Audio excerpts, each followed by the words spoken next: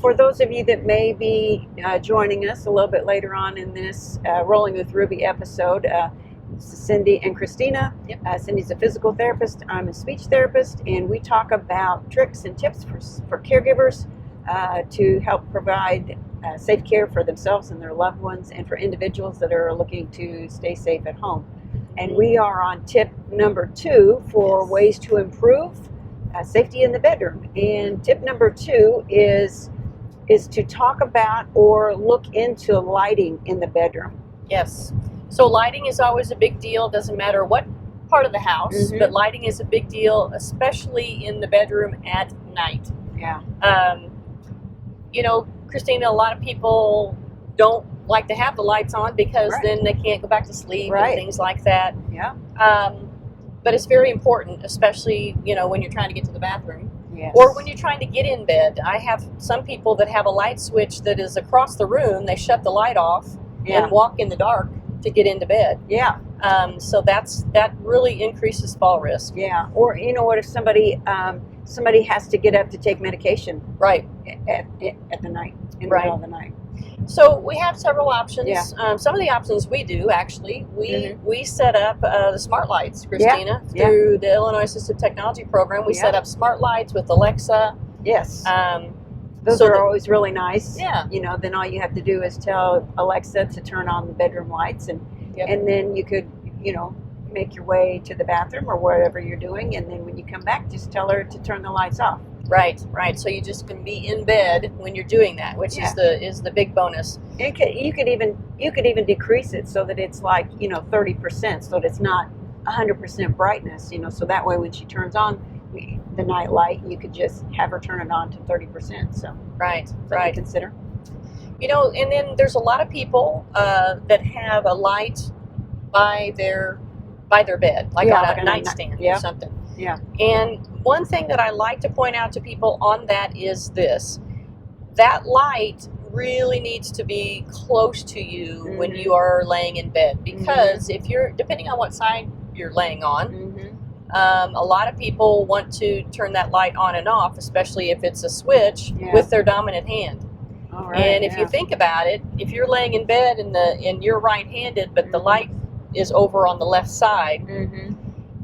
most people are going to roll that way to reach the light. And if you'd be surprised at how many clients I've had actually roll right out of bed trying Wow. to reach their light. Isn't that something? So in that instance, we suggest that, of course, bringing that light closer and maybe making it a touch on and off base, Yeah. rather than a switch. Yeah.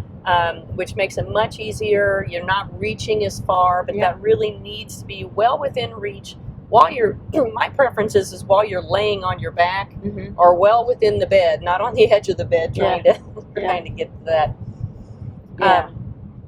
And That's then, a great idea, the touch light. yeah, so I really like those. Or something like the clapper. Remember those? Yes. The yeah. clapper and the clap on, clap off. Do they still make those anymore? I don't know. Okay. I could probably sing that whole commercial though, because it's just clap on, clap off. I know, but man, that would be that'd be perfect, wouldn't it? If Yes. you didn't want to use an Alexa or some kind of a personal assistant like that. So Yeah, that would be awesome. yeah.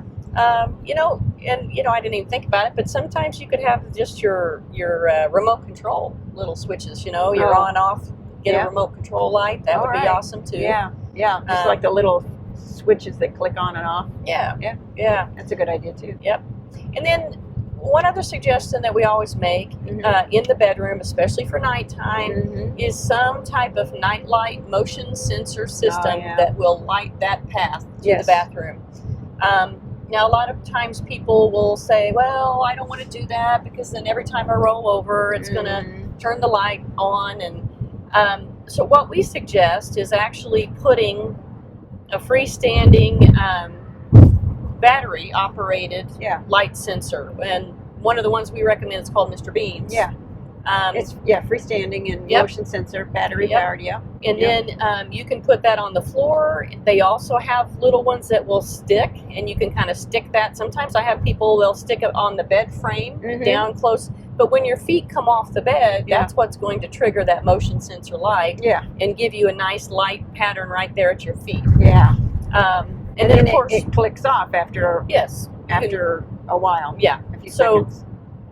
then you want to also put some along the path to the bathroom, and of course have some kind of nightlight in the bathroom. Yeah. You know. Oh, which brings me to my favorite subject, which I almost forgot about. Is the toilet bowl nightlight. Oh my gosh, I forgot about it. She loves I love it. the toilet bowl light. See, it makes me happy. It does, I know. You know, it turns, 13 different colors. At least. You can color it for the season. Yes. And it just, makes me smile every time I go into the bathroom at night and the light comes on and it's green right now.